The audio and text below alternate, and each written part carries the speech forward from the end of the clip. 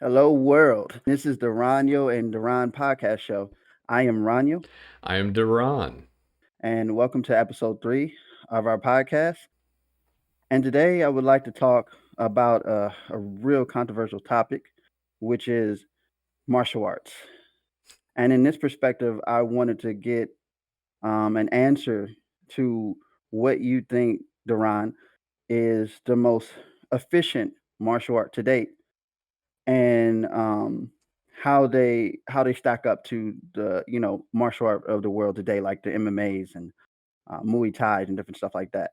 So I would like you to discuss or give your opinion on what is the most efficient art that you see today, and especially for self defense, and how they stack up to those arts. Because most people think that MMA is the best art for self defense, and I disagree. But I want to get your opinion, and then we'll go into whether they're effective or not. So, I guess let me start off by quickly going over how I was taught the different categorizations of martial arts are. From my understanding, you can bucket them into between 4 or 5, depending on how you want to group them together. So, you have martial arts for self defense, you have martial arts for sports, you have martial arts for entertainment, martial arts for health, and you have martial arts for strength training. Some of those are a little odd. They probably don't make much sense in that context, Yeah, right? right. But I'll give you some good examples. So if you look at martial arts for entertainment, uh, we can obviously look at something like a lot of the modern Chinese martial arts that you see. So a lot of it's called wushu is what they usually bucket it as. That is definitely not efficient. Right? So But you're seeing those massive movements. Everything's big and it is flowy, and flowy is efficient, but their motions, their movement is very large and exaggerated so that you can see it from a distance.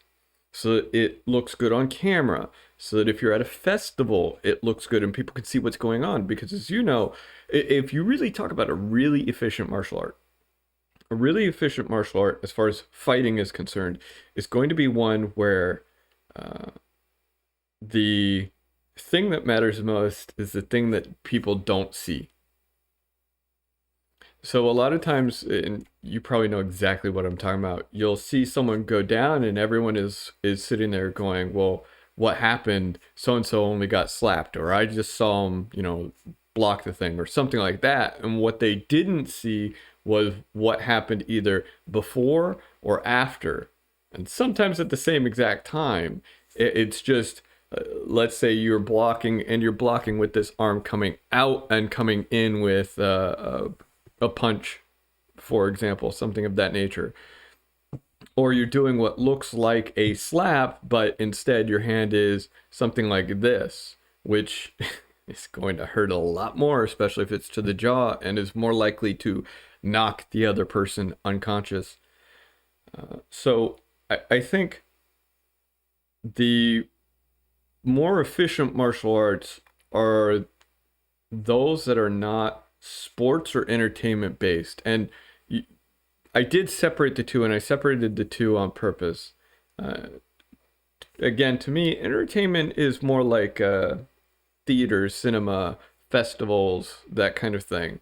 Your sports is like UFC kind of stuff, things of that nature.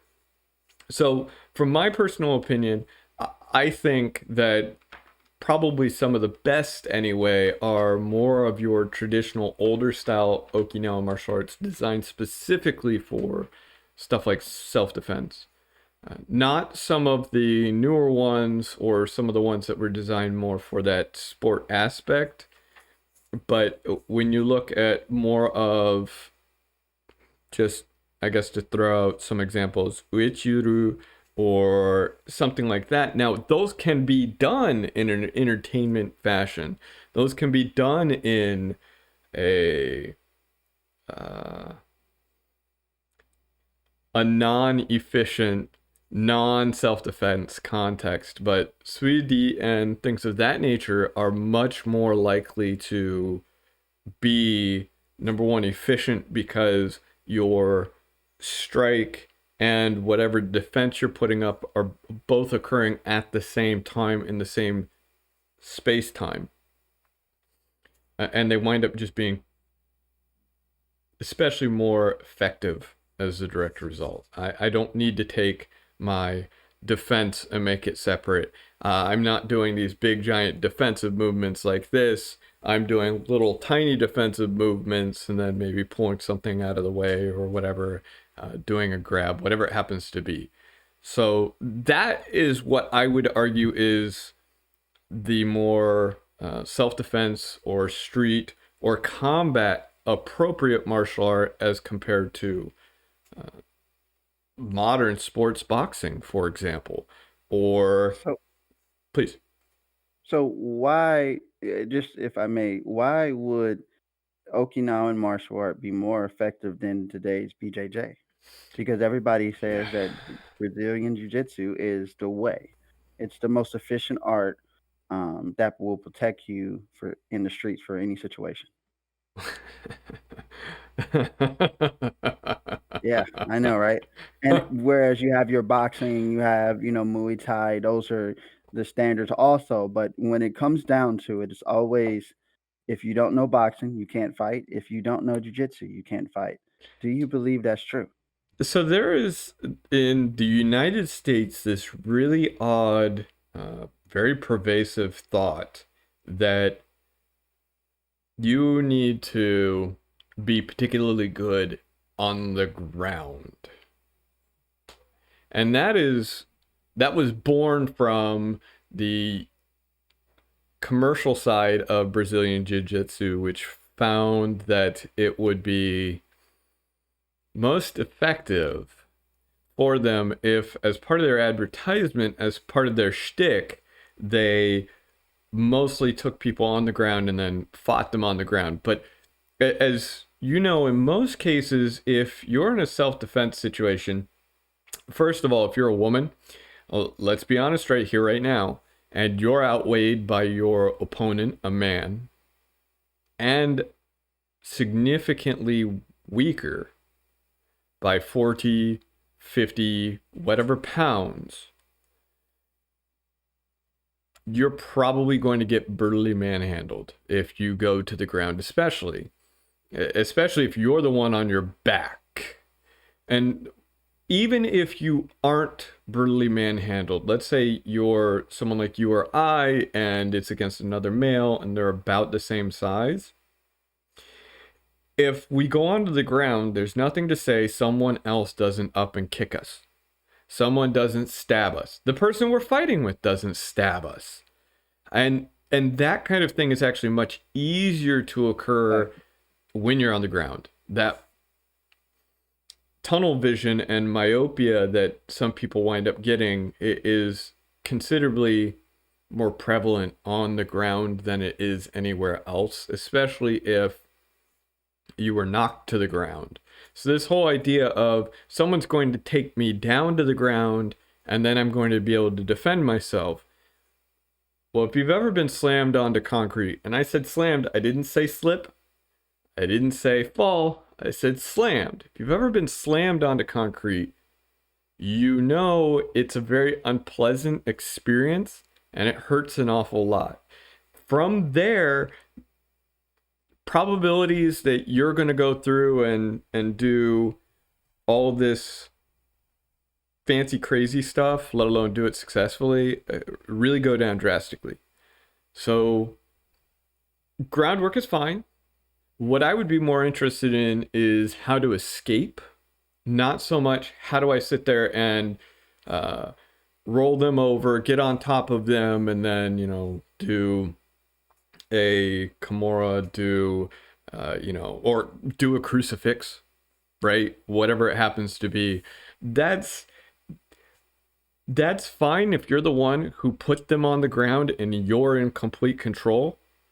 But again, in a self-defense situation, I still wouldn't want to do that anyway, because how do I know someone else isn't going to kill me, kick me, hit me, get involved?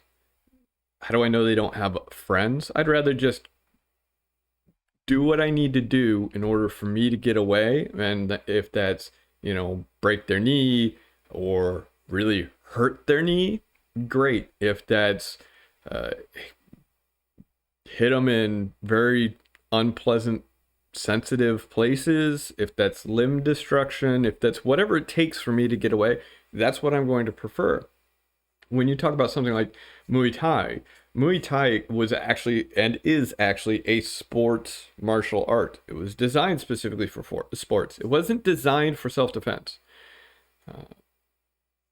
The Brazilian Jiu-Jitsu that you see in the UFC, et cetera, is in the same exact boat. That is a sports-based martial art, which is why you see them go straight to the ground. Why would I willingly put myself on the ground? The person hasn't even done anything, and you're sitting down on the ground. I don't want to name names, but we've seen how some people react when they're against a much better striker in the UFC because that ground game is all they know. So what did we see him do? He sat on the ground hoping the other guy would come to him. And that works if you're better than the other guy, but if the other guy is slippery and slick, I don't care what you try to do. You're not going to be able to grab them and bring them down. Not if you're on the ground already. If you're not on the ground, it's much easier. If you're on the ground, you're very immobile. How can you take out a much more mobile target when you have immobilized yourself?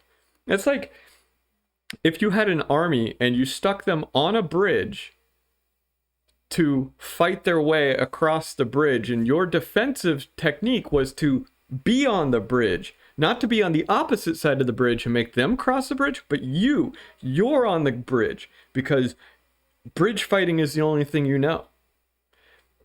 That's silly. No general in the world would advocate that because it doesn't make sense. And no real self-defense expert would ever advocate you sit down on the ground, which provides the immobility, an equal amount of immobility as being the people on the bridge trying to hope that the opponent comes to you onto the bridge and then doesn't crush you. Right. Yeah. I mean, that's true. But it's just hard to get people nowadays, even kids, since they see it in the UFC, to understand that it's a great art. And I say art. Right, There's difference between martial arts, self-defense, and sports. right, But it's a great art, but it doesn't mean it's going to save your life. Like I roll all the time, but I find myself really having this conflict between jujitsu is because I'm thinking more of in the self-defense perspective. And knowing being somebody that's fought all their life, you know, me just going to the ground, sitting on the ground is my last thing I want to be because there's going to be other opponents. And then even if I get right, on the ground, who knows what type of weapons that person may have on them? Nobody's really fighting fair, right, and nobody's going to fight with their hands more than likely. But if you did get in a fist fight, you more than likely know that somebody either have a gun or a knife nowadays. So how does jujitsu stack up to that? You know what I'm saying? Like right, it was supposed to be self-defense. Now it's not self-defense. It's more of a butt scoot. I must get on the ground, scoot my way in, get my little hooks on you, and then get you on the ground. And then I'm like, oh, you could do that all day, but hey, I pull out my stuff, and boom, right. you got I got you right where I want you. I, You're right where I want you. yeah, you pull out a knife and they're sticking their leg out, begging you to cut it. You pull out That's a a limb. sidearm, same deal. Yes, that's a limb. That is, cutting off the head of the snake. Like Hmm. that is what I want you to do. And I'm not everybody. Most people are gonna say, "Well, yeah, of course, if you have a knife, you could do that." That does not mean. What I'm saying in this perspective is that how does jujitsu like relate to real world? Like how does it relate? Because from my experience, every time I do it, in we're rolling and we're pressuring each other, and yeah, that's awesome. That to spar and roll, but that's not giving me a good aspect on how I would defend myself on the street. Right, Because all I'm gonna know is if you practice how you're gonna fight, right? You train how you fight. All I'm gonna know if I know how to do that, all I'm gonna know is get my butt on the ground, scoot towards my opponent, latch onto their legs, do a butterfly sweep, blah blah blah, get them in a submission. Boom, that's the end of it. Break their arm, whatever. But Right. oh, I wasn't taught. Hey, while you're doing that, somebody else is going to be stomping you in the head. Right. Somebody else is going to be kicking you. Somebody else is probably going to pull out the gun and shoot you. So while you're sitting on the ground claiming victory for, Kimura or Americana or a rear naked choke, you're probably dead. And Right. I've seen so many people lose their life or, get killed because they depended on jiu-jitsu to save their life. But Yeah. nowadays, it's a sport aspect. It's not training for real life because if they did, the curriculum would have more to it. It's not just about sitting on the ground. When you get to the ground, getting up as fast as possible, escaping, getting away from that attacker to get back up to your feet, maybe, do something and get them down and then run, or get to your feet and run. You don't know how many people are going to be there, and they don't teach multiple attacker scenarios. Okay, they don't Yeah. teach that stuff. They don't teach about how to deal with weapons and different issues. So that's my problem with jujitsu. It's awesome. It's awesome thing, awesome sport, awesome art, but it's not effective to me in a real life situation. The escapes, as you said before, are more effective and efficient for me to learn than to care about submissions. Right. Okay. Dealing with multiple attackers, dealing with weapons on the ground is a big issue. If I get there and somehow it happens, then how do I deal with that? Okay. And even in MMA, yeah, you have somebody striking you. That's the realest you're gonna get, when you have somebody striking you trying to get up. But just sitting on the ground is not the answer. It's not the Yeah. answer. Yeah. You're exactly right. And it's funny. I think a lot of people don't recognize that there is a difference between what works in a sporting match and what works out on the streets. And going back to what you'd asked about boxing, for example, Western style boxing, that's great. Absolutely, positively fantastic. If you're fighting someone else who fights with the same style and the same sense of honor. And up until they decide they're going to start punching below the belt, kicking, throwing, whatever it happens to be, you'll probably do pretty fine. Probably not great. And I say not great for one big reason, and that's because the modern style Western boxing actually has very improper fists for empty handed fighting.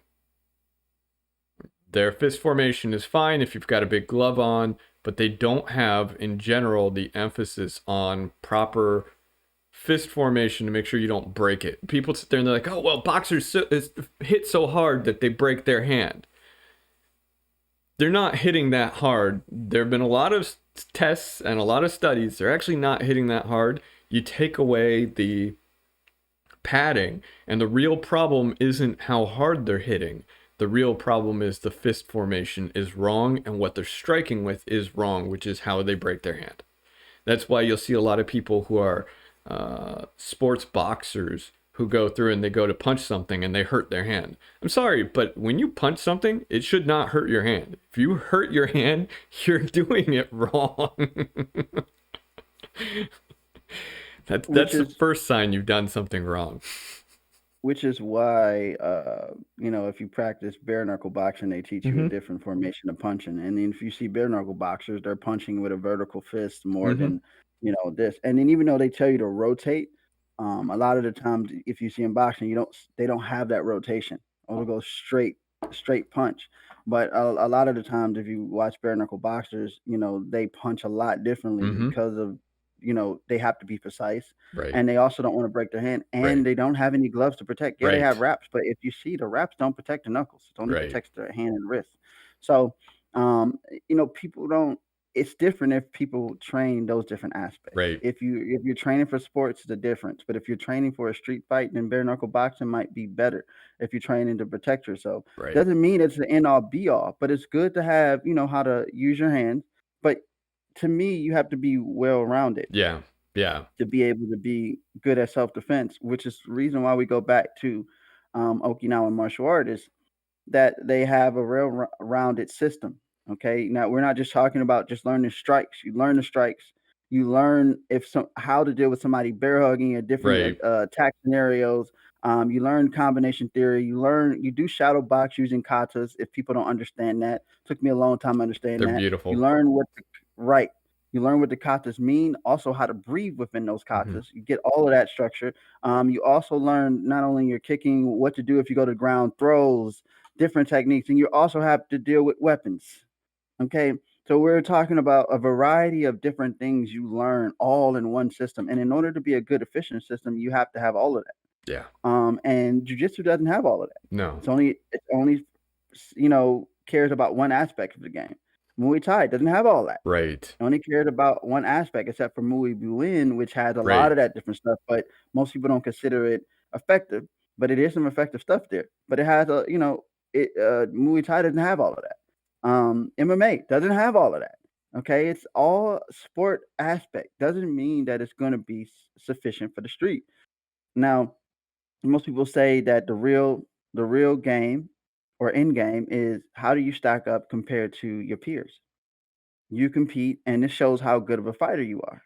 But those same people will compete, go out in the street, get into a fight, and then next thing you know, they're dead. Because it Yeah. doesn't translate. Now, I'm not saying that anybody with a gun doesn't mean that you can beat them. Just because you are a good martial artist doesn't mean you can beat anybody with a gun. But I'm saying that if you had the training, the discipline that you get from traditional martial art, you would understand how to work out those scenarios. Yeah, you're exactly right. It's interesting because people do seem to have moved to this preference for a specialist martial art that is not only specialist, but it's also sports based. Whereas in reality, what I need to know is how to properly strike and kick, how to throw someone, how to not get thrown by someone, and then how to get away. And if necessary, you also need to know in general how to restrain people. And like you said, weapons. And weapons are actually incredibly important. What a lot of people don't realize is all of the principles are the same. So if you think about it, so your arm, my arm is, I could think of it as a bisectional staff where my elbow is the pivot point. I could think of it as a trisectional staff. So now by trisectional, I mean I have my hand is section 1, my forearm is 2, and then of course my bicep tricep area is my upper arm is 3, right? So I'm now pivoting on that shoulder. Well, if you talk about pivoting on the shoulder, now you're not a trisectional staff. Now you have 4 separate sections. And it's interesting because when you start to apply that, then now you're talking about something like a staff, a single staff. Well, that would be if you thought about just this part as one unified structure, my wrist, hand, forearm, one unified structure.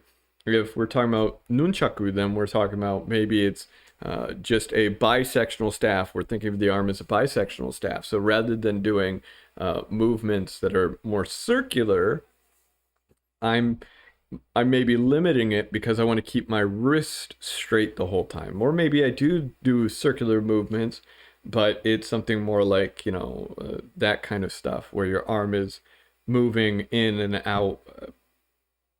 But once you start then talking about trisectional, then it becomes a whole different game. And when you start to understand the physics of each of those things and get an appreciation for working with those weapons, you actually gain a better appreciation for the body and how the body works. Because your leg is a bisectional staff. You have one major joint that you're really going to care about, and that's your knee joint. Everything else swings from there. It is incredibly interesting how all of that stuff plays into it, and the rigidity, for example, of a sword, and how you have to have your swords, knives, and all of that good stuff, plus balance. But if you don't ever focus on any of that kind of stuff, you don't learn the neat things about the human body that you would learn, but you also don't necessarily learn how to defend against them. one of the best ways to learn how to defend is to know how to use it, how to attack with it. I've never. This goes back to what we were talking about with white hats. It's the same exact thing. How can you defend against malware? How can you defend against Chinese or Russian nation state actors? How can you defend against all of these people if you don't understand them? You can't. It's not possible. Well, how can I defend against a knife? How can I defend against a pistol? If you don't understand ballistics, you can make some really stupid choices trying to defend against a pistol. As I would say, if I had it my way, I think that a most efficient art, if you take that like Okinawan martial art, like I said, add it with some modern Mm-hmm. fixes to yourself. Yeah. Like you have to evolve the art Yeah. You to make it be yours. sufficient. Right. But a good program would be adding Mm-hmm. that and adding other weapons and adding it Right. all around based on how to defend that, train and shoot. The better you get at it, the more you do it, the better you get. Right. Because those are going to be your scenarios modern day. It's not like we're carrying a sword anymore. Like you're not carrying swords or staffs and stuff like that. But if you really look at it, okay, most people have a knife, so you still Right. have to understand how to deal with that. Right. Okay, and sometimes they could be small, they could be long. You don't never Mm-hmm. know. So you have to learn how to train with that. And what if you get into a point where you have to use a knife or a machete or something like that? And then people are Or a pipe. carrying sticks, bats, axe. Mm-hmm. You never know. You have to learn how to defend those. And if you understand how to work, especially work with a sword or a knife, then all the rest of it is pretty the same. I mean, yeah, you might have different forms for different weapons, but mainly, if you really look at them, all of them are similar. Yeah. If you train with a bat or a staff, you kind of get an understanding, even though it's longer and shorter, but you kind of get the motion, you get it understanding because Right. those are extension of your arms, your hands, your limbs. So Right. you get an appreciation to understand it. But what you can do with a weapon, you can do with the hand. Right. That's exactly So right. people, I think if that people need to be well-rounded in different stuff. And that doesn't mean that you have to do mixed martial arts to be well-rounded because that's not it, you're not totally well-rounded there. You only know how to strike, get on the ground, wrestle, and all that. Yeah, that's great. That's good. But it's not going to do you justice if somebody's is stabbing you or comes up and knocks you out with a bat or something. Like you don't know how to defend against that. You only know how to strike and punch. How are you going to defend against a Right. bat or a knife or any of those things? You know. So I do think that each art has its place, but when it comes to self defense, it's just been watered down, and you don't get that really good appreciation of what true self defense is, and how to defend yourself. And it's been hard for me to find a real self defense art that can teach somebody right off the street how to defend themselves, within weeks. I'm not saying that you're gonna be a martial art master, but you need to learn how to like just defend yourself, especially women. Yeah. So I and that goes back to what we were talking about. I think that karate, Okinawan martial art is the most efficient when we talk about self defense because it still has that traditional aspect. Like I said, you still should be involving, but a lot of the days martial art is all sports based. Yeah. It has some value, but like some of it, I'm like, yeah, if I'm competing, yeah, that'd be great. But a lot of the times in my life, I'm not going to be competing. So when I walk out in the street, I got to worry. Okay, what if this person happened? What if something happened? And do I know how to use my gun? Right. What if this happened? If they pull out a knife, do I know how to use my knife? Can I protect myself easily? What if I do have to fight? Am I able to hold my ground, like hold my position and control the distance and get them down to the ground as soon as possible and then get out. Right. Meaning that I'm not going to the ground. I'm my They're going to the goal and ground yeah, my goal is to get them to violently. the ground and get out because I don't want to stick there because I don't know what friends they have. I don't know what's going on. So um that's my thought. So I just wanted to get a good idea so people can understand that it's not really about the art, it's about you. Yeah. You make the art. Yeah, The that's art that's doesn't very make true. you. Right. Right. Well, one of the interesting things about most Okinawan martial arts, most of the older ones anyways, they're much more personal. So you don't have these big schools with tons and tons of people. You have a school where the teacher is teaching just a few people at once, and if they're teaching multiple people, it's usually a family, and it's small. It's very small.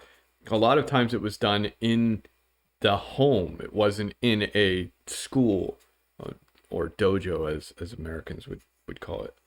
Um, but it's interesting because when you do it that way, you walk away with a very different experience than you would otherwise, and that goes back to uh, if you look at some of the more popular versions of these, you'll notice they're making very large motions. And very large motions aren't necessarily bad. You have to understand when your motion needs to be bigger and when it needs to be smaller. And it's based on the attacker and all this other stuff. There's a lot that goes into it. But in general, your motions are going to be much smaller, and you can't see that if you have an instructor who's teaching 40, 50, 60 different people, 20 different people all at once. Honestly, probably not even 12. You can't see the little tiny motions. So unless they've already shown you what it is that they're doing or they're going to do, you're going to miss it. But more importantly, in that smaller, more personalized environment, they can work on the things that you need to work on instead of the things that your peers need to work on, or a strict curriculum. They're able to bend it to fit your needs, your personality, and you're given more license. So I was always told that you're supposed to make the martial art your own. I know there are a lot of people who doggedly are against that, but if you think about it, it doesn't make sense to do anything else. How is a woman going to fight the same as a man when the average woman is significantly shorter? How am I? Yeah. So I weigh right now. I have my weight now to 150, almost like 145. I've been bringing it up over the course of about a year and a half. Typically, I sit more like 130, 135. All right. Now, I can bring it up or down based on what I do at the gym. I am much stronger than someone my size, my weight should be and normally is. We're gonna say 5'8", just for fun. 5'7". It depends on what time of day. Depends on what time of day. All right. So I'm not big. If I went through and I learned from an instructor who is taller and heavier, perhaps more muscular, perhaps not, their martial art is going to be very different, more likely than not, than what I need. If we're really honest, most big people use their size. Let's be honest, their size. It's not skill based. Yeah. You know what I'm talking about. Oh yeah. It's brute force. And so you'll have all these women and they're learning from this guy who's like 6'1", 6'3", and he's a big guy, both in height and musculature, particularly compared to them. And they walk away with a lot of techniques that just won't work for them because they're not big. I can't actually I can pick up people and manhandle them, but it takes a lot more energy and effort for me than it would for someone who's that big. Now, obviously, if you're doing it right, it's from the hips, you're using your legs, there's a lot that goes into that. But what I'm not going to do is a lot of the stuff that you see all these big people get away with because I can't lord my size over the person.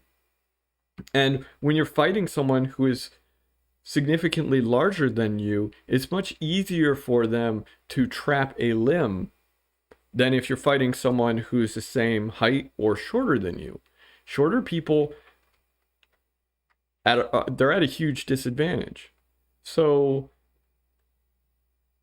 our big thing, what I've always been trained was that you need to adjust it to you, and then your instructor's supposed to sit there and help you understand how you need to work it differently, how you need to tweak it based on your size, based on your how strong you are, based on your weight. So again, I actually usually sit much lighter than I am right now, and it's very easy. It would be very easy for most people to pick me up and throw me because I am very lightweight.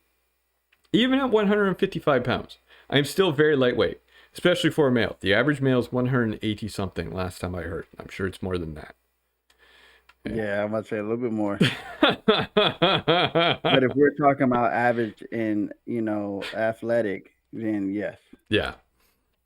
Yeah, and as a direct result, what that means is I have to be able to defend against someone who is lording their height and weight over me. I have to be able to defend against someone trying to throw me because I am lighter and it would otherwise be easier. Now, I've had a lot of people try to throw me and they're like, my God, you're really heavy.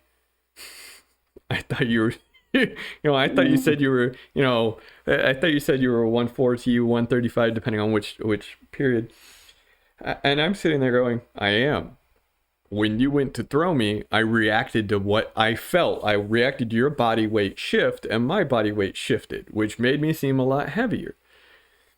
There are a lot of techniques you can learn that actually sink all your weight down or bring them up, depending on what it is the person's trying to do to you. And if you're never told that that's an important thing, if you're never shown that because the other person doesn't need to, or because they don't understand the way your body works, then it just won't ever work. I've had other instances where the really tall guys, significantly taller than I am, and they were told, oh, well, use your height to your advantage in, sparring with me. Every single time I went in, hit them, did whatever it is I wanted to do, and then moved back out. And they were too slow.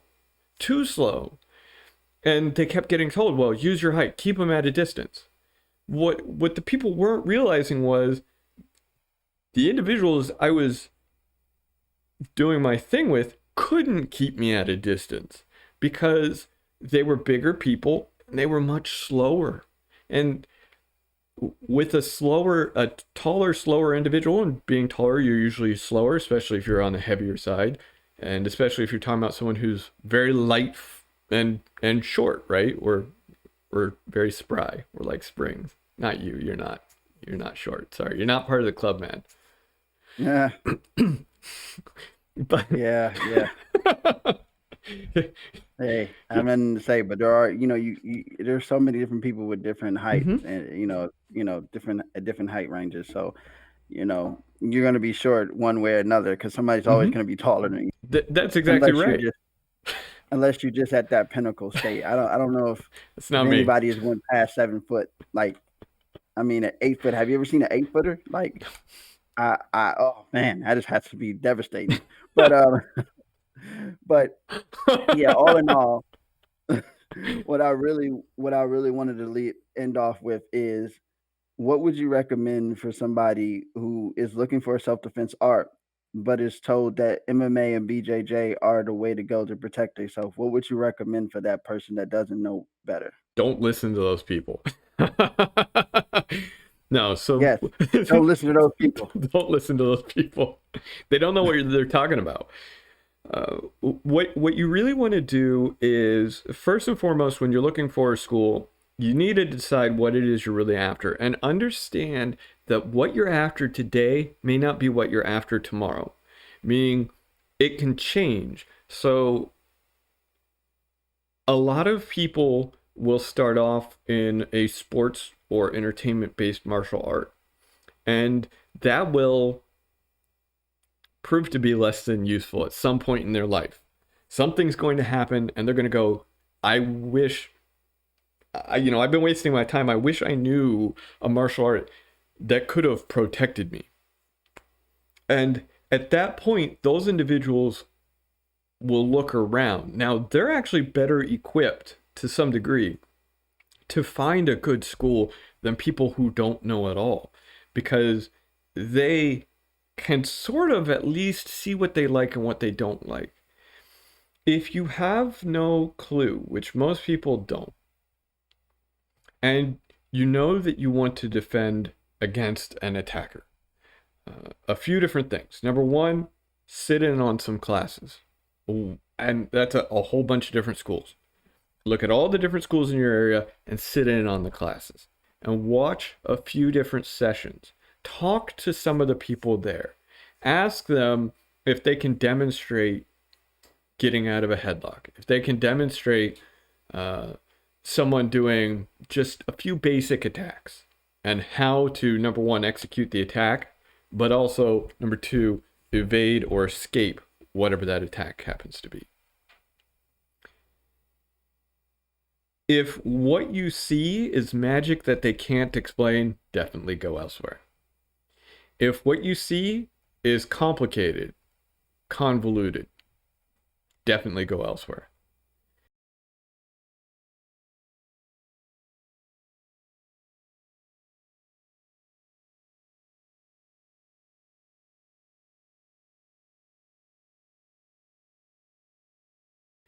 If what you see looks really simple, you might be at the right place. Might be. So most of the time, I'll tell you, when someone's really good at martial arts, what they do, just like painting and everything else, right? What they do looks really easy. It looks, you're watching it and you're going, that was very effective. But the devil's always in the details, right? So I would definitely watch, and my preference would be to stay away from any school that talks about going to tournaments, that talks about how you need to compete, that talks about how often they go do state stuff or advocates you going off and getting in bar fights. I've heard that from a lot of people. So I lived in Okinawa. Okay. It's actually where I first started training. Awesome. Yeah. I really liked it. It was so beautiful. Although I hear the One day coral we have to reefs. go through those stories. Yeah. Yeah. It was fantastic. I hear the coral reefs, unfortunately, are dying, which is a pity. But it was so gorgeous there. And I love it. I learned to love and appreciate martial arts there. And I have managed to defend myself successfully against a lot of people and animals, actually. Believe it or not, if you know what you're doing, the same exact principles apply to animals. And it doesn't matter if it's multiple animals or not. Like, I had multiple dogs come and attack me, and they were unsuccessful, let's put it that way, and ran very quickly. After I nailed the first one, and I kicked him right in the throat with my toe. You learn toe kicks in a lot of Okinawa martial arts. Is it the big toe? Yeah, it's the Small big toe? toe. I kicked Okay. him right with that big toe. And Ah, it was right in the throat and the dog's throat. So dogs, their breast goes actually up higher than a lot of people think they do. And same is true with like deer and stuff, donkeys, so on and so forth. I hit that dog right in the throat. He went down like a sack of bricks. And the others they immediately started circling, trying to figure out whether or not they wanted a piece of me. yeah, they were trying to figure out where did this tofu or todo come from. Okay, so if you have not heard, there's tofu and todo. So learn those arts They because like their it tofu. would definitely, yeah, it would definitely protect you from a lot of different stuff. So that is very interesting, learning tofu. It Um, works. but also to piggyback off of what you were saying, and to end off with this topic is if your school doesn't teach like fight with resistance, Yeah. Don't go there because they're actually not giving you what you need to be proficient in self-defense because nobody's going to just let you do anything. Yeah. And also, as we go back to magical, if your school has this magical chi, and they give you this magical chi that you believe that it's going to stop somebody, some force field action, and it looks magical, don't go there. So, just to end off, find what works for you, whether that be sport, whether it be self-defense, not telling anybody not to go into those things. But you have to separate the sport from that self-defense. You have to separate those. And if you can't, then it's going to be hard for you to survive in today's world. So that is my message to everyone that's looking for a most efficient art for them. It's all about what you're looking for. And as DaRon said, that those things could change. Yeah. All right. So to continue on, let's talk about some other topics. So real quickly, I wanted to see if we could discuss maybe some of the vaccines and some of the controversy involving the different vaccines for COVID-19 that have been going on for a few months now, actually. And it started with the UK. Actually, it started with the UK and EU feuding. But the United States recently has gotten into it and has decided to announce, similarly to the UK, worries about 6 individuals who got blood clots last time I heard from one of the vaccines. I'm wondering what your Out of thoughts. million? Yeah, 6 out of millions. 6 out of millions. And the UK had 7 out of millions. Oh, and by the way, they can't definitively say it was the vaccines. And even if they could, like you said, out of millions. Yeah, what does the data show? Like the statistics say, like about those people. Like I said, as we were discussing before, everybody has different DNA, different genetics. Like, what may cause an issue for you may not cause an issue for me. It doesn't mean that it had to be the vaccine per se. Like it could be those 6 people were, they were like their genetics is just they Right. have bad genetics. I'm not gonna say whether it's good or not. Like They're I'm just gonna say that their susceptible. genetics probably susceptible to that. But did they also check whether they're allergic to anything? Mm-hmm. Like they ask you when you go there and get your shot, are you allergic to anything? And you have to answer all of these questions. So maybe they didn't know they were allergic to something that was in that drug, and then it spawned that issue, like that, blood clot. So I mean, not everybody understands the history, their own history, like their medical history at Right. that, and people don't keep track with that. Like, name the average person that actually keeps track of their medical history Right. and what they're allergic to, and then every day your body is things are changing for you.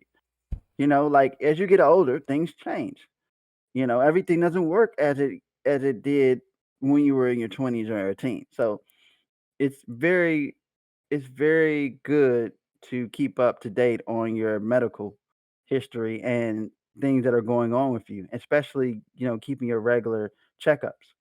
Because then you can know that, hey, I'm allergic to this now, or if it's something you wasn't allergic to last year, you might be allergic to now. Your body changes. So I think it was more of allergic reactions, and probably things that people didn't know about their body that may have caused those things. So I mean, I could be wrong, but 6 out of a million.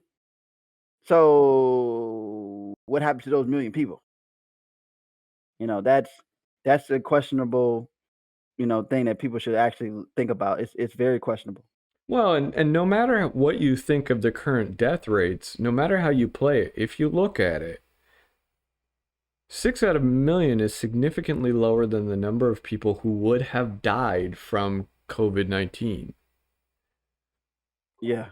So, I mean, you have a higher likelihood of catching it and dying than you do getting a blood clot from this thing. And to me, it's irresponsible and it's really fear-mongering on the part of the media and on the part of these agencies and organizations. And they're doing more harm to vaccine programs worldwide. We're talking polio vaccine, which, by the way, you can get blood clots from some of the other vaccines too. That's known. It's a very incredibly, extremely rare risk. You can also go blind from vaccines. I mean, Yeah. it happens. In fact, you're actually more likely to go blind from a vaccine than you are to get a blood clot. But not that I want to scare people off. That's the opposite message here. Yeah. Yeah. Yeah. Yeah. But Yeah. the point is, I mean, 6 out of the millions of people who have taken this, and if you count the British, well, let's just say for fun, we'll say 50 people got it. Out of the millions who have taken these vaccines, that's literally a statistical anomaly. And any statistician in the world would tell you, you actually have to throw out those results because it's statistically irrelevant. You are more likely to get killed driving to work, or taking a shower, or flying, or playing with your kids than you are to get a blood clot from this.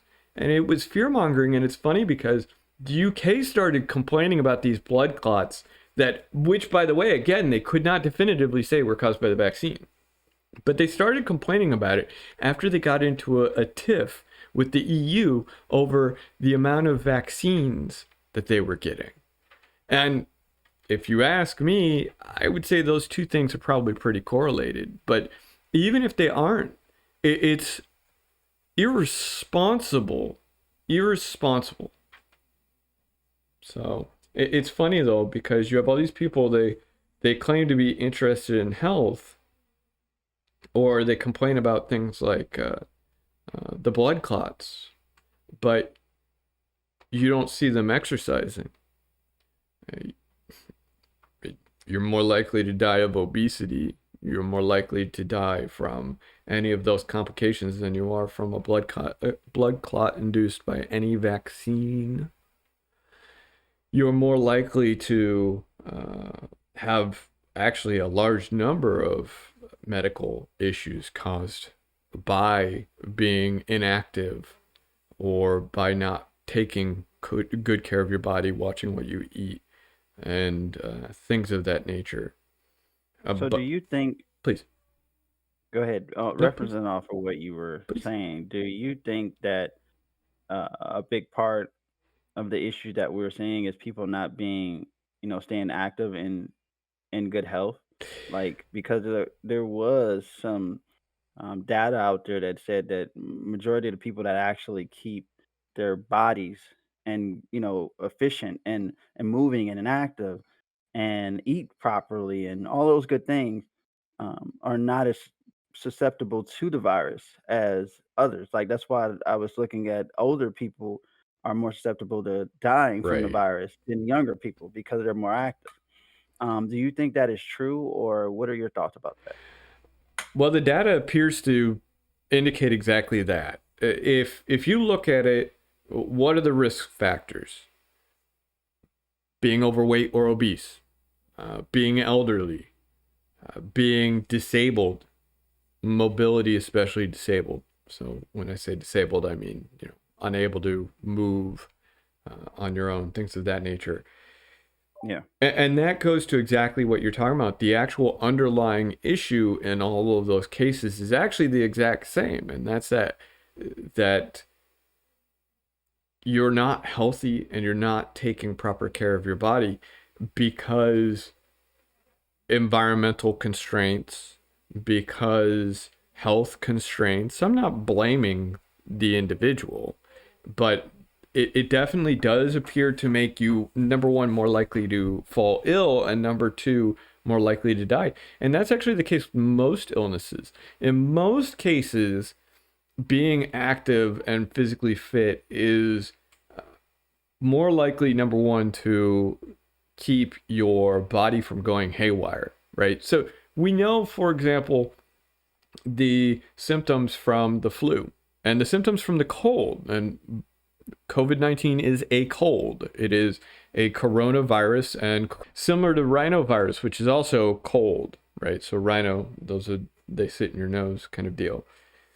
And Right. you're less likely to have allergies and colds and flus and all of this stuff if you stay physically active and physically fit. And you're less likely to overreact. So because the symptoms are all caused by your immune system. And if you're physically fit, if you're eating well, your immune system is usually not as mad, not as angry, right? So definitely, it's interesting though, because blood clots, by the way, come from being in general inactive. You know, you can get blood clots from sitting in a car or an airplane or whatever too long. Wow, did not know that. So the truth is, these people could have gotten the blood clots from any number of different ways. Being inactive just puts you at risk for a lot of health issues that will decrease happiness.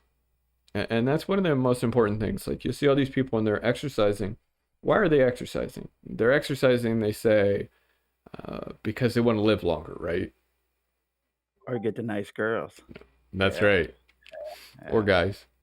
So it's interesting because when you exercise, it does not increase it doesn't increase your longevity. What exercise actually increases is your how long you're healthy. So if you don't take good care of your body, they say, oh, well, it takes X number of years off your life. And that's actually not true. That's a gross oversimplification. What it actually does is it takes away X number of healthy years of your life. You will still probably live, and unless you do something that's going to give you cancer. And by the way, actually being obese has been definitively shown to cause a number of cancers, as does being overweight. It makes you significantly more likely to get a variety of cancers, as does being tall. So it's good to be me sometimes. Hey, yeah, you might have to explain because most people say, so if I'm tall, I'm gonna catch cancer, get cancer. Yeah, you're actually, interestingly enough, more likely to get cancer. And the current hypothesis for that is being taller, of course, you have more cells. And as you know, cancer is just where a cell goes rogue. And there are, in general, two ways that it can go. Either one, it decides to never die, or two, it decides to more rapidly more rapidly reproduce. Those are the two general breakdowns. They can do both, and then there's some in between and a few other anomalies. But in general, it's either that cell is just going to live forever, so long as you keep giving nutrients. Because most cells actually have a timer, and they will kill themselves after a period of time. And in cancerous cells, either they have ramped up how often they clone themselves to reproduce, or they've just made it so they decide they don't want to die anymore. Don't you wish you could do that? You could just sit there and say, I don't want to die anymore. Yeah, can we not have like any 9 lives like the cat? But even though we're not even near to 9 lives, I mean, if that's even like true, but it would be great if we could make decisions on whether we live or die. And this might be a topic of conversation about something that we were talking about in for future reference of nanotechs. Like they're Yes. using nanotechs for basically for surgeries and Right. different health reasons. But one of the guys I know that I talked to um, came up with a theory, and I'm not sure what your thoughts are about that, but came up with a theory about the vaccines. Now, this is going to go off into other things also, but the vaccine having nanotechs inside of it, and his theory was human hacking. Okay, he's not a hacker. He's not a that. He's none of that. But he has a very creative mindset. So his theory was, what if the government is actually using those quote unquote to actually control the human race? And he was thinking about using frequency.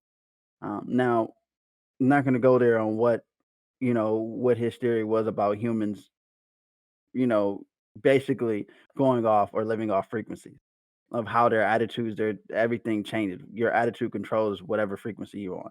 They're not going to get there, but just say, for instance, that they are injecting then nanotech inside the body, and doing that stuff to control, do you think that would be the new era, or is it even possible to be? And I'm not gonna say anything's impossible, but is it even possible in the next year or so for that to be another part, a portion of fear and security, or information security, or AppSec, whatever that may be? I mean, you're not gonna have an app in your head, but more likely they are running off some type of software, these little nanotech microscopic Yeah, things. they have to. However, but do you think that is the next, like, code red, the next issue that we are facing down the line? So thanks to the government, um, I have gotten a lot of vaccines to include vaccines that supposedly don't exist. I have been vaccinated against a lot of things, supposedly. Uh, all all forms of hepatitis, for example. And I got the anthrax vaccine. Yeah, I was one of those people. I was on that list. But I've Yeah. gotten a lot of, I've gotten a lot of vaccines.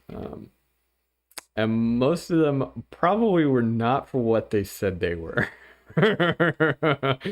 But no, look, as far as like mind control and using nanobots and all this stuff, they're nowhere near where they could do something like that in any kind of useful fashion.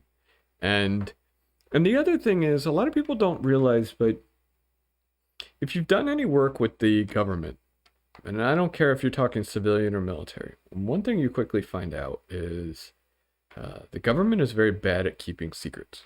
You have all these people, and they're like, oh, all these government conspiracies, and like the moon landing, and they're doing all this crazy stuff. Aliens. Yeah, aliens, thank you. The government is actually really bad at keeping secrets because there are too many people involved. So years ago, I don't know what the current statistics are, and it's very hard to find real good statistics. But years ago, this was under either Bush or early Obama. About 30% of all people employed in the United States were employed either directly or indirectly, and by indirectly I mean as like contractors and stuff like that, by the federal government. All right, so that means a lot of different things. First and foremost, a lot of people don't realize how much of an economic engine the federal government is. You have all these people and they're like, oh, well, let's cut federal spending. Let's cut federal spending. I want to be honest here. The federal government's spending has been a form of welfare, corporate welfare and social welfare for a very long time. And I'm not talking about food stamps. I'm talking about jobs. They have for a very long time provided jobs to individuals where the jobs were truly pointless. And they did that knowingly. And this has been growing for some time. And if you were to cut that, then what you do is you actually wound our economy very quickly. And if we look at it, so we could talk Boeing, we could talk IBM, we could talk Microsoft, we could talk, Lockheed Martin, Northrop Grumman. You start naming big companies, almost a good 70% of the time, they're going to have government work. And they will have a lot of people working on government contracts, even if they don't talk about it.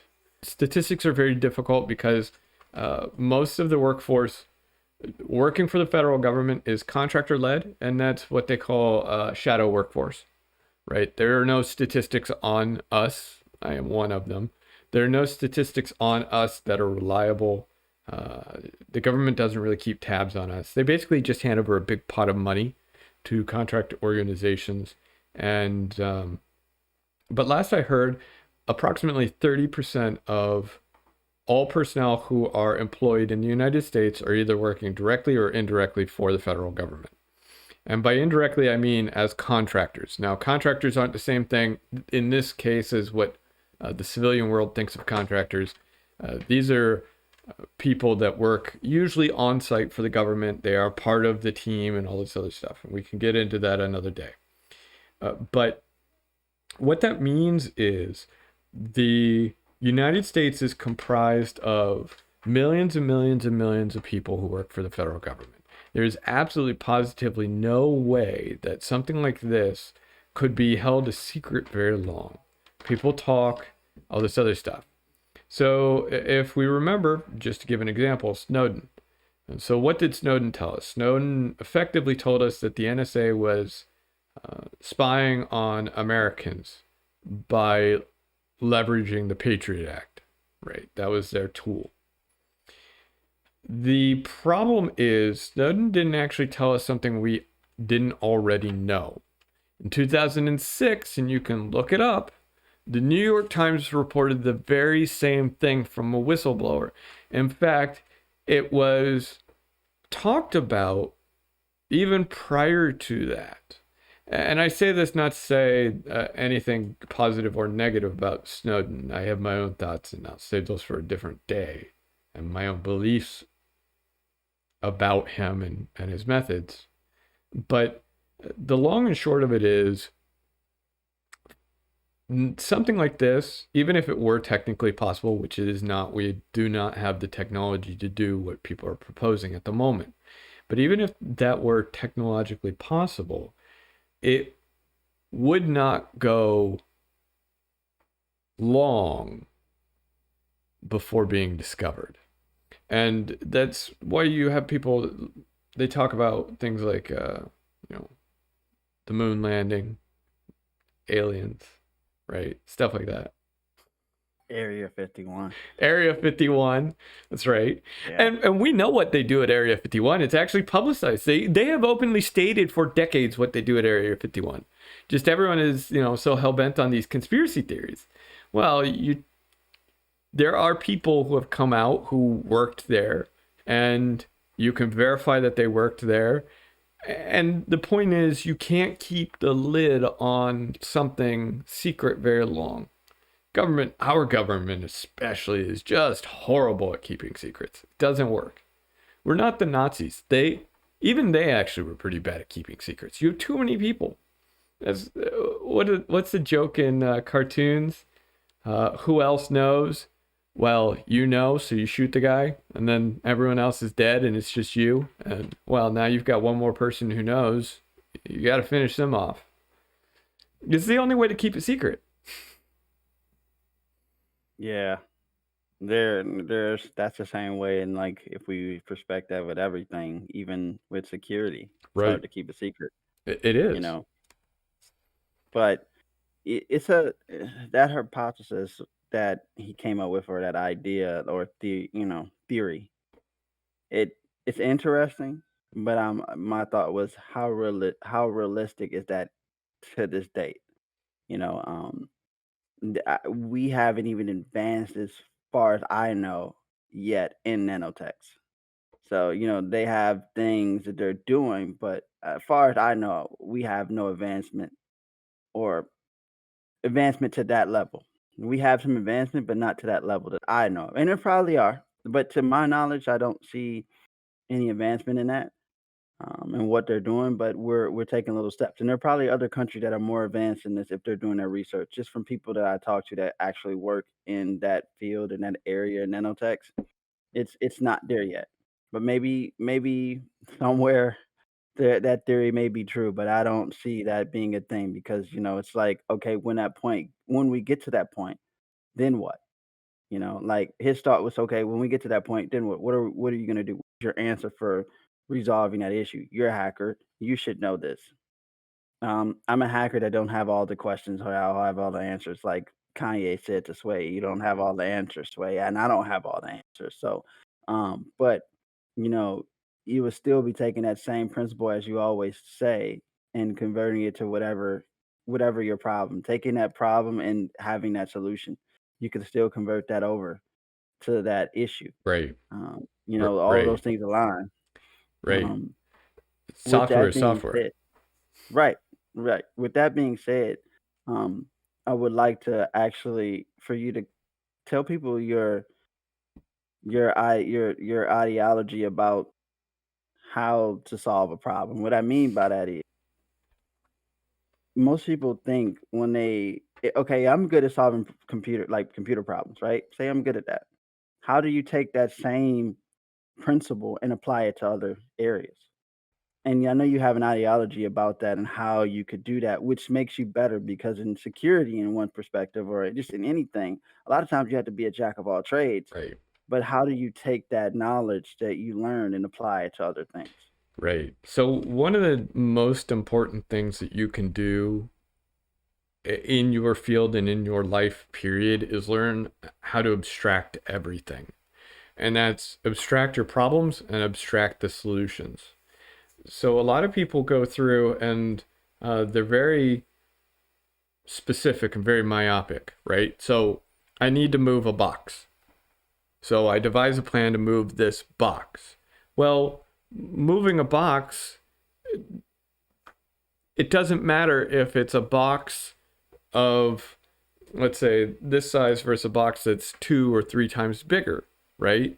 The weight doesn't necessarily make a difference until you start talking about it getting ridiculously heavy. And so people will come up with very quick, specific plans. How do I move that box? Well, your brain actually knows how to move boxes of various sizes, right? And it figures that out in general, and it says, okay, well, this is generally how I need to move a box. Well, now, how do I move a dog? How do I pick up a dog and move a dog? If you think about it, picking up a dog, moving a dog is very similar to how you move a box. The only difference is going to be weight and weight distribution. Well, boxes can have different weights and distributions, right? Maybe there's something in there that's sloshing around. Maybe you've got some heavy stuff on one side, but not on the other side, whatever happens to be, right? So inherently, what you do, whether or not you realize it's what you're doing, in general tasks throughout your life is you abstract it all.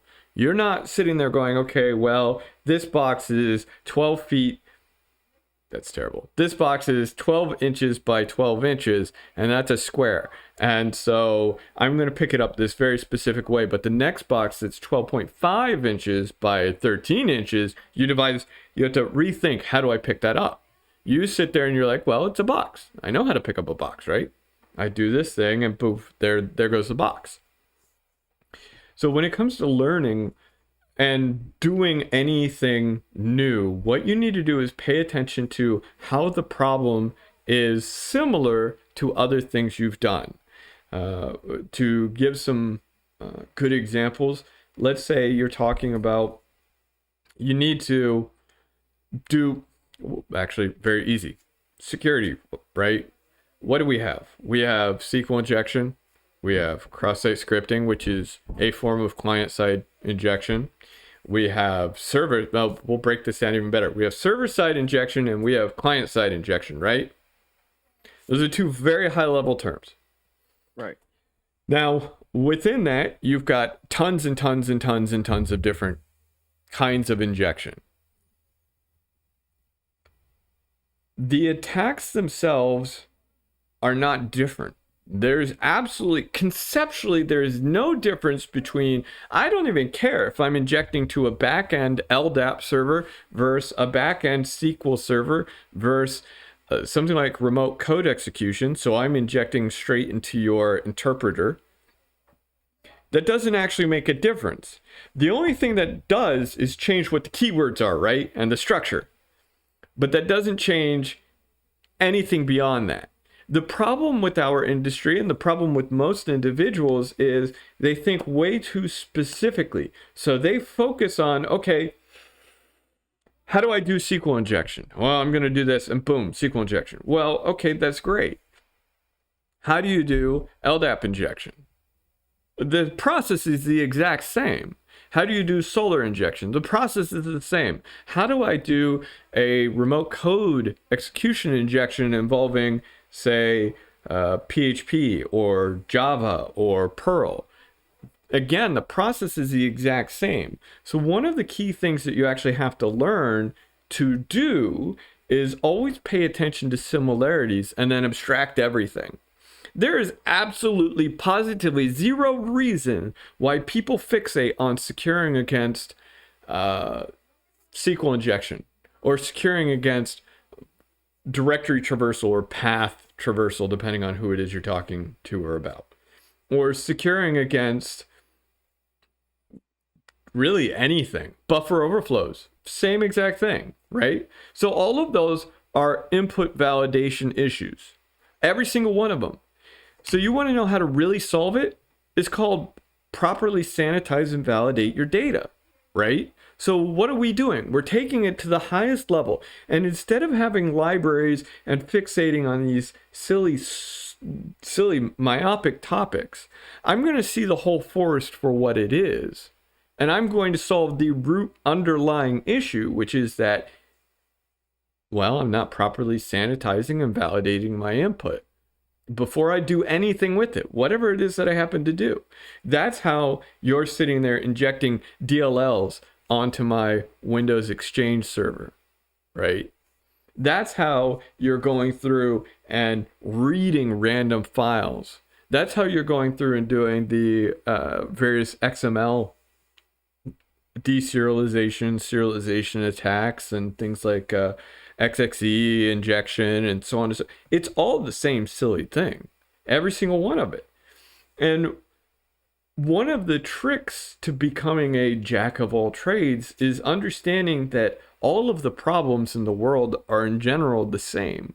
And you just need to find the problems that are most similar and the solutions to those problems, and you can solve what it is you're after. So we've talked before, and it's interesting because a lot of research goes into things like blood clotting and things of that nature for the military. So a team went through and they were trying to figure out coagulation in a wound, which is apparently a seemingly complicated thing. And what they wound up finding out was that, interestingly enough, it actually matches and marries up well with the sine wave caused by a pendulum swinging. And knowing that, they were able to pick materials that actually caused coagulation much better than what was currently available. And that's similar to, so let's say your house has a leak. What do? You're going to take that spray and insulation and you inject it, right? Problem solved. Yep. Okay. So now let's say again, we're instead talking about the human body. And you just took a round, several rounds. Let's say you took several rounds, or maybe you took shrapnel from something exploding, whatever it happened to be. And you are hemorrhaging. And let's say it's in your torso or your leg. What is it you're really trying to stop? Are you trying to stop the hemorrhaging, which means you're trying to close a gap, or are you trying to stop that specific bleeding? We want to stop the hemorrhaging. We want to close the gap is really what we're after. We're trying to close your arteries, your blood vessels, they have a gap, right? And we need to close that gap. Yeah. So some brilliant person actually in the military decided to abstract the problem. And they said, well, spray and insulation seems to work really darn well at closing off gaps in my house.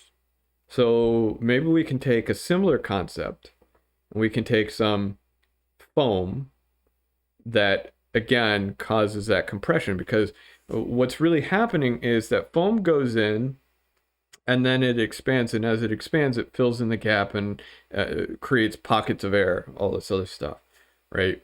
So if we do the same exact, and it causes pressure, if you actually were to look at the building, depending on the strength of the foam, it can flex various materials. Well, thankfully, your organs are actually relatively squishy.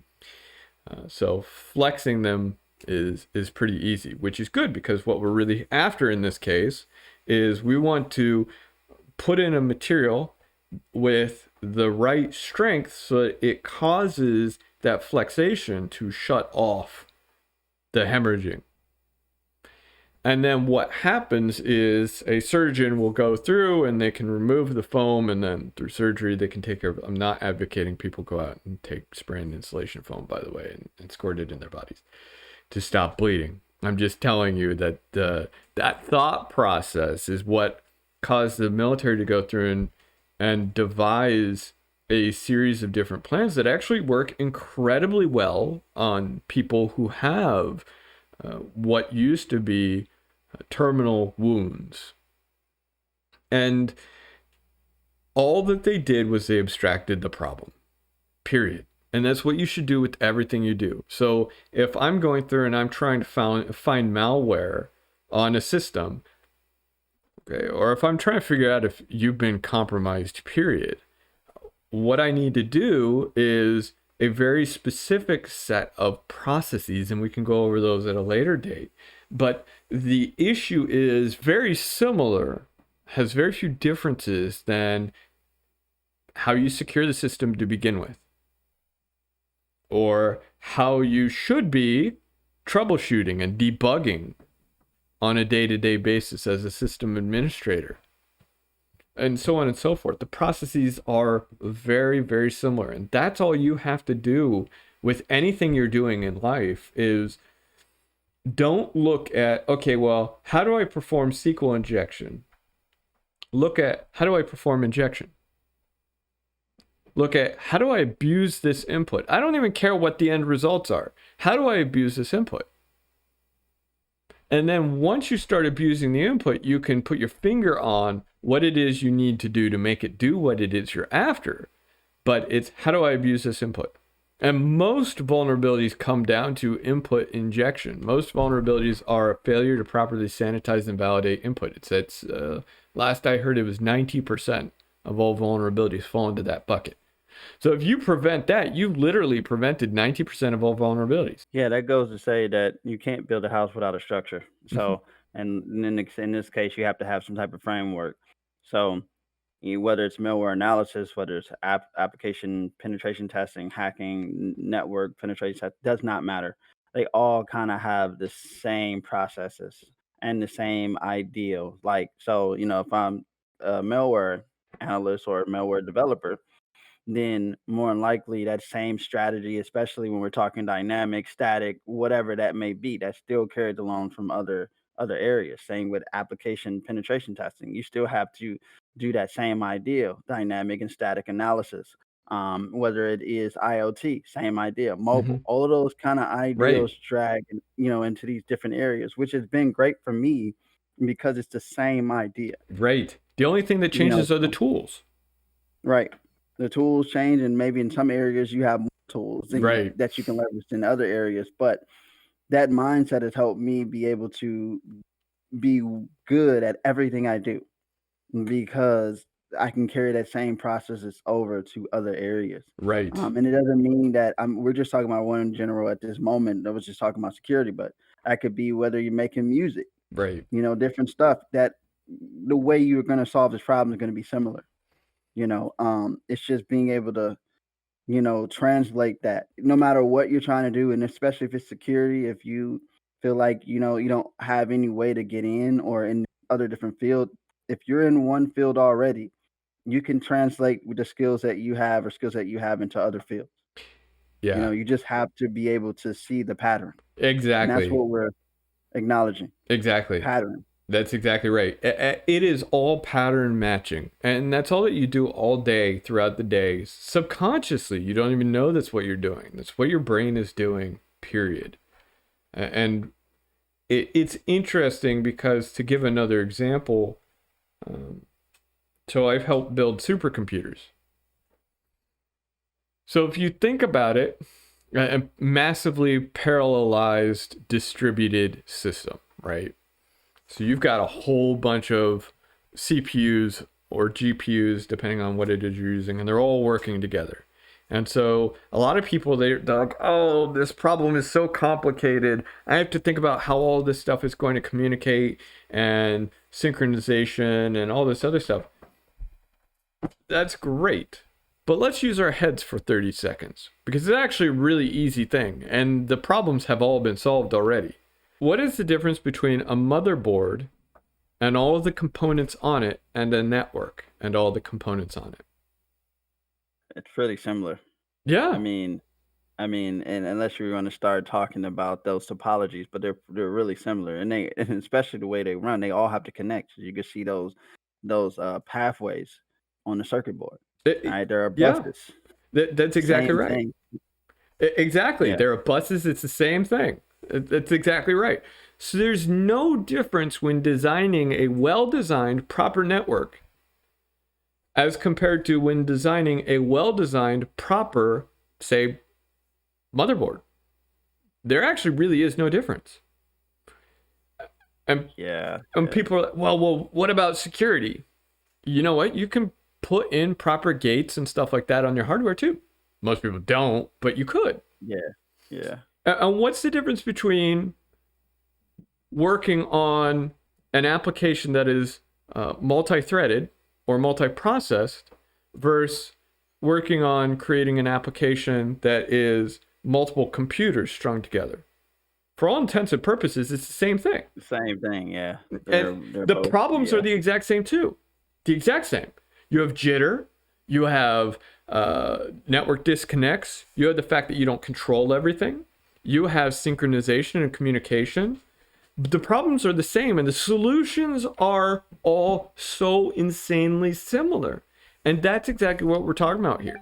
Every single time, anything you do, you just have to learn how to bring it up higher and higher and higher. And you know what? If you're struggling to find a solution, take it up another notch, abstract it yet again.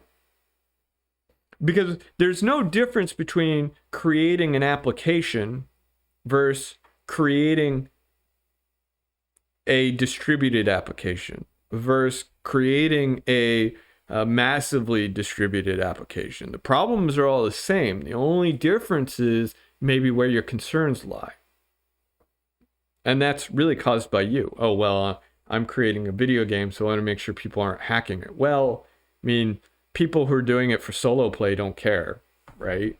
Who cares if you cheat yourself? But in general, the actual technical issues are the exact same, and how to prevent cheating would be the exact same if you know what you're doing.